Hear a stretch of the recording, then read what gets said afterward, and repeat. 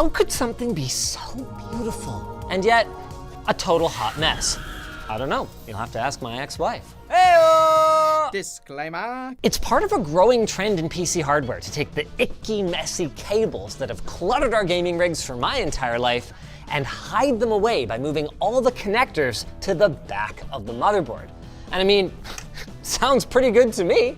It's not like we were using this space for anything else, but not everyone's happy with this trend. Paul's Hardware just posted a video criticizing rear-mounted power connectors, and he makes some pretty good points. Computers don't run on magic, so you still have to run cables from your power supply anyway. There's no cooling benefit to this, whatever the marketing might tell you, and this could turn out to be a compatibility nightmare if every vendor goes down their own proprietary path, kind of like what's happened with RGB. And that last one is my biggest concern about the future of zero cable solutions. I mean, I don't want to buy a new case every time I upgrade my motherboard. Fortunately, I don't have to. And the janky adventure that you're about to watch is brought to you by NexiGo. Their Iris 4K AI webcam features a large Sony Starvis sensor for incredible low light performance and wide dynamic range. It's also got a 90-degree field of view and AI-powered framing and tracking, which automatically keeps you in the shot, all without installing any software on your computer.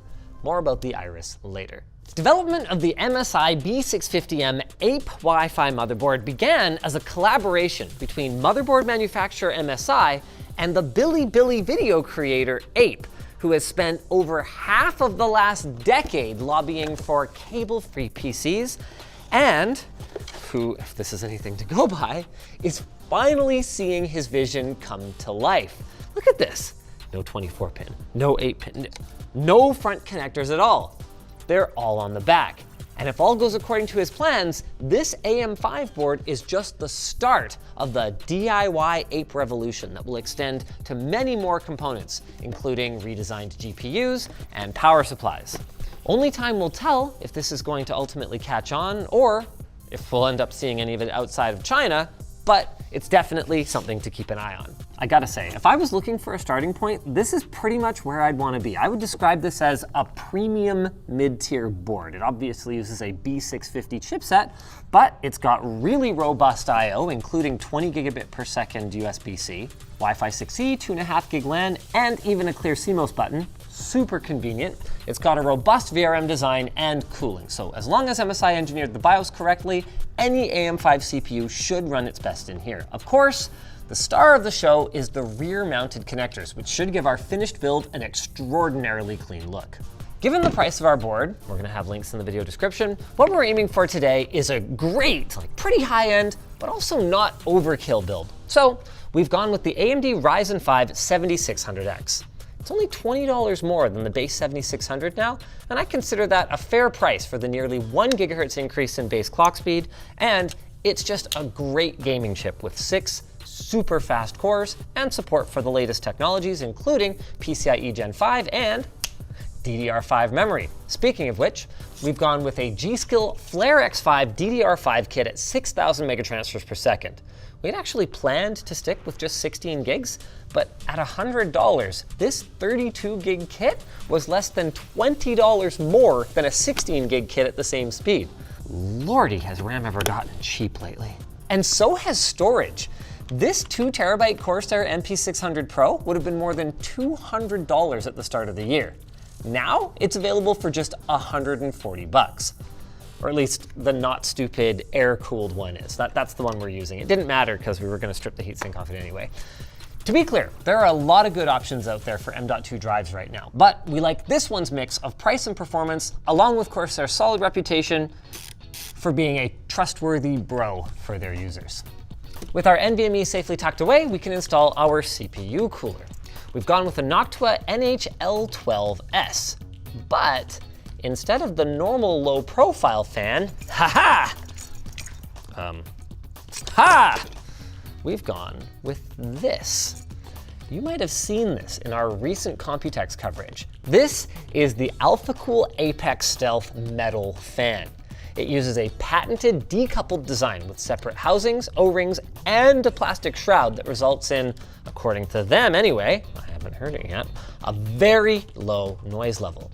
They're totally modular, and the zinc housing, gosh, is this thing ever heavy, is available in black, white, this gorgeous chrome that's gonna look great with our build. How awesome is that? And, you heard it here first, a special edition gold finish that they just told us about this morning.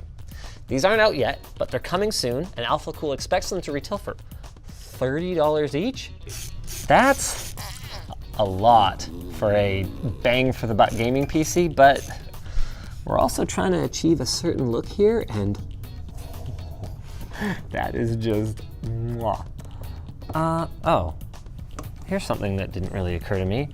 We need an extension to plug in this fan, which is fine, but why would you have the connector for the CPU fan on the back? Then you just have to run it around to the back. Actually, you know what, Ape? I still think this might be better. Yeah, I like it. Having the connectors on the back of the motherboard definitely introduces some risk of stabbing. Now we know. Also, I really want to rip off this daisy chain thing. Tuck it in, tuck it in. No, no, no. Tuck it in. No. There's a cable right beside it. No, I'm taking it off. No! I'll do it properly though, okay? All right. All right, goodbye. Give Alpha Cool a story. Goodbye, daisy chain. There we go. Hey, nice and clean now. Oh yeah, that's more like it.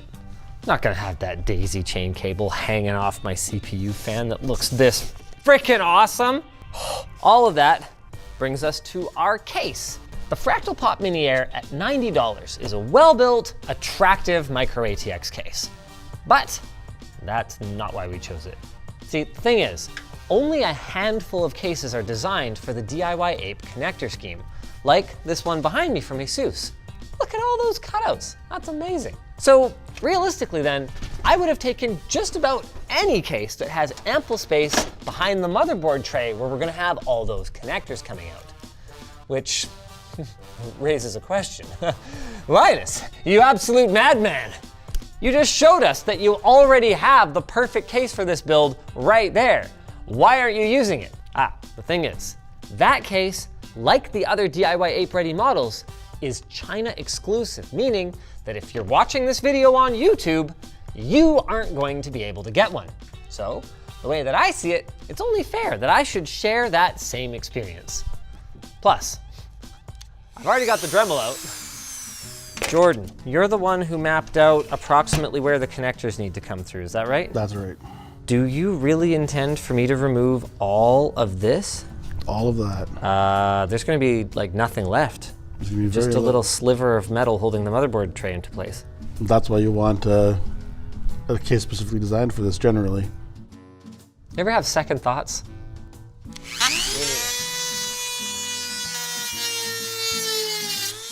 Yep. I'll take that face shield. Spitting a lot of steel into my face.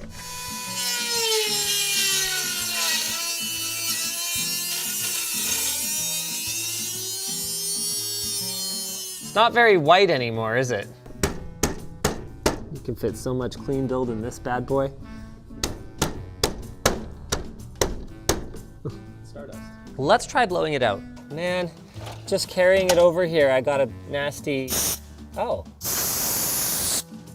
Huh, maybe there's hope for this yet. That's how we do peels in the big time. Something. Yeah. It's white again. Uh-oh. The motherboard tray. Surely there are no metal shards left in here that could short out our sensitive electronics and cut open our sensitive hands. Is there a plan for that? Yeah, we got some gasket material to put around those holes so you're not gonna cut yourself up. This is not perfect. It might be better than nothing though. It's just this little kind of U-channel grommet-y stuff here. It definitely looks better than the heat-destroyed raw edges. Screw it. Let's just put the motherboard in, okay?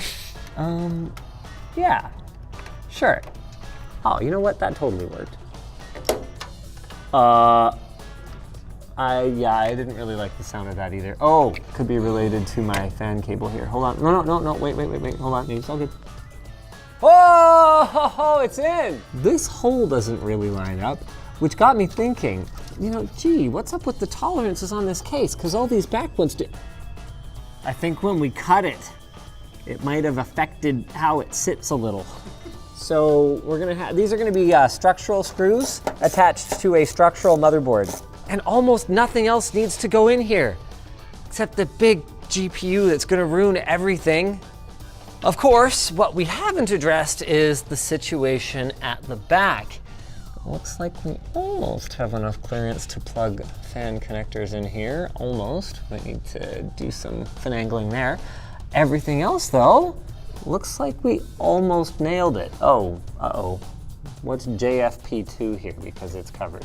Covered in a way that has a rubber grommet and won't short out. That might also explain why the this screw was hard to screw in. It'll probably work, right? Yeah. The only way to know for sure is to plug in our power supply and see how it goes. Now, before you rush to the comments and tell us about how this thing is overkill, we ran into some logistical challenges for this video, okay? So we're using a Seasonic Snow Silent 1050 watt power supply, which pairs perfectly with these custom length cable mod cables that we happen to have kicking around in the warehouse. If you were to recreate this build for yourself, I would strongly recommend something more in the range of 750 to 850 watts. And I would also recommend picking up something that is compatible with custom length cables, because otherwise you're gonna take your cable management problem in the front of the case and you're just gonna move a cable management problem to the back of the case. We wanna have something that's not so long that we've got a whole bunch of extra to hide back here. And this is actually looking like it might close. How sure are we that this back side panel is going to close, Jordan? 80% from here. That is very low. I feel like, uh-oh. What was that? That was a motherboard tray that is not very strong anymore. Letting go, I think. Wait, what? What just happened? Oh, this screw came out. Like, just totally came out. Maybe one of them, somehow, is 632. This isn't a brand new case. It's been used before, so maybe somebody screwed up and put the wrong standoff there. That's what I'm hoping for. And that is, in fact, what it was. Oh, good. Okay, Sign up for a notification for when we get the Noctua color scheme screwdriver. Okay, this isn't the Noctua one, but you guys get the point.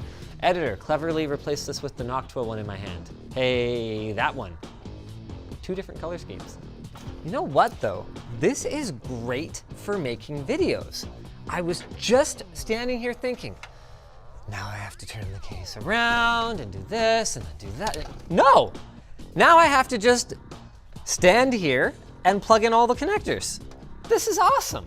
That is a, wow. That is a very high profile connector. Yes, they do make right angle adapters for that. Whoa, no way, no way, no way. Past Linus, or realistically past Alex probably, bought this. Nice. No way. This way. No, that's okay, that's okay, that's okay. That's okay. See, we're gonna come down like this. Oh yeah. Not bad at all. That just saved the day. I mean, how uncool would that be? Like, oh, nice, nice cable-free system. Too bad none of the ports work. I'm not gonna lie, this is tripping me out a little bit though. I just don't know which way is up and which way is right. And I'm in topsy-turvy land. So my front panel audio thing is here, because that makes perfect sense. Yep, in mirror reality. Man, I don't know, Paul. I think I might kind of like it. How's the underside of that bus, Paul? Wow, that is so clean. And I didn't even have to do that much work on the cable management back here. Okay, I mean, we needed this special adapter. Other than that, pretty easy. Okay, wish me luck, everyone. What? How about good luck? Luck. You didn't specify. No, it needs to be good luck. You don't wish people bad luck. I just wish you luck. Luck of any form. Okay. Hey! That is sick! And other than getting your hands on the motherboard, all you need to recreate this build is a few dollars in Dremel cutting discs. Oh, and you'll probably want to change the power supply to a more reasonable one. And you'll probably want to change the GPU. See, the thing is, we wanted to use a Radeon 6950 XT. That thing is a flippin' awesome value right now. But, again, our choices were dictated a little bit by aesthetics. This Gigabyte Aero RTX 4070 looks flippin' awesome. And that is the only real justification that we have for choosing this over the 6950 XT. Truth is that it's kind of hard to justify any NVIDIA card right now, at least unless you're spending over $1,000, which we are not. Oh, actually, before we put this in, this is another really cool idea from APE. Instead of having this 16-pin connector out here where it's gonna stick out and look all gross, he had the idea of hiding it in between the fins here. So it just kind of like, I don't know, is hidden. Kind of ingenious. Because of the ease of this build, we haven't gotten as much overhead footage from our NexiGo camera up here as we otherwise might have, but this is a pretty good opportunity. The M.2 cover had to come off, and the order of operations here is very important. So that's gonna go there. Then this is gonna go back on with this removed. Whoops. This is gonna go here. Nice. Oh yeah, oh yeah. I mean, as far as ugly cable messes go, that's pretty acceptable, hey? Yeah. That is not bad. Okay, all right, I'm okay with it. If that's all the cable that I have to look at in my system, forget about it. Check this out. Look how heavy that freaking fan is. Just hitting the table, it's like, whoa! If it's as quiet as they say it is though, I'm looking forward to hearing it, or not hearing it.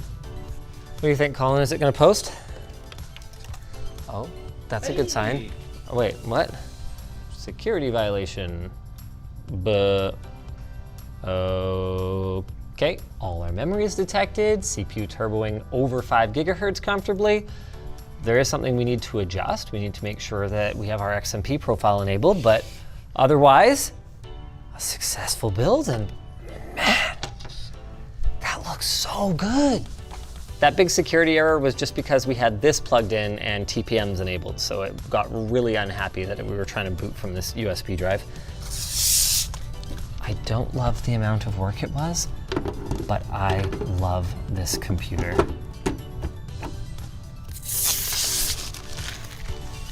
Like, wow.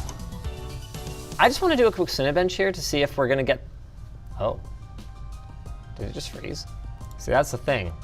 I wanted to do just a couple quick benchmarks and see if this thing performs as normal, works as normal, because small brand motherboards, sometimes they don't turbo properly and stuff like that. Then again, the whole BIOS was all MSI branded and everything, and oh, it looks like it actually, oh, it might have just been Cinebench that crashed. Okay, it's running again. There is some weirdness. Hardware info's not reporting core temperatures for some reason, but it's turboing just fine. We're running at 4.8 gigahertz and performance here looks totally in line with what I'd expect for a 7600X. Maybe I just don't overthink it for now. How about games? I don't know what's more impressive. The fact that this thing just immediately worked exactly as expected, or the fact that it is so flipping quiet right now. We are turboing to 5 gigahertz right now. Our GPU's at nearly 3 gigahertz. And this whole computer is nearly silent. Like my microphone's right here. Just whoosh. You know what I'm really curious about though? How much of it is the metal fan? Oh, wow. That does not sound like a fan that is spinning that fast. And this is really impressive. The frequency makes it really easy to block out. Even with a glass panel, I can barely hear it. I'd really want to do something about the power connector on the GPU, whether it's an additional slot at the back of the card like we've seen from Apple and ASUS in the past, or whether it's just hiding the connector better like APE suggested. But overall, this is a pretty clever idea that does make a clean build a lot easier. Well, easier at least it's properly adapted case design. Ultimately then, with the combination of a new motherboard standard that requires new case designs from case manufacturers and piling on the potential additional innovations in GPU, power supply, and cooler design, APE still has a long road ahead of him in getting this adopted, but I wish him luck because Paul's ultimately right that not everyone wants to mod their case, and we need someone, anyone who has a clear vision to push this thing forward rather than leaving motherboard manufacturers to just pursue their own independent paths. I mean, that's why we still have front panel connectors that aren't standardized. Just like we have this segue that isn't standardized. To our sponsor, NexiGo. The NexiGo Iris 4K AI webcam features a large 1/1.8-inch Sony Starvis sensor that delivers crystal clear image quality for streaming, video conferencing, and content creation, even in challenging light conditions. The on-screen display and remote control mean that no software installation is required, while the onboard flash memory saves all your presets right in the camera. The Iris boasts an aperture of f2.2 and a 4.2mm focal length, and with the 90-degree field of view and 10x digital zoom, you won't miss even the smallest details. The dual noise cancelling mics also make sure that you're easily understood, while the high-speed HDMI port delivers uncompressed 4K video direct to a recorder or capture card. All the top footage you guys saw in this video went straight from our NexiGo Iris into our capture system on set over here, so if you like what you've seen, go ahead and check it out. The regular price is $249.99, and right now you can get it for $30 off. Check out the details in the video description. If you like this build, check out our recent video where we got our hands on a beautiful custom PC that was built by another bilibili creator around one of APE's other motherboard designs.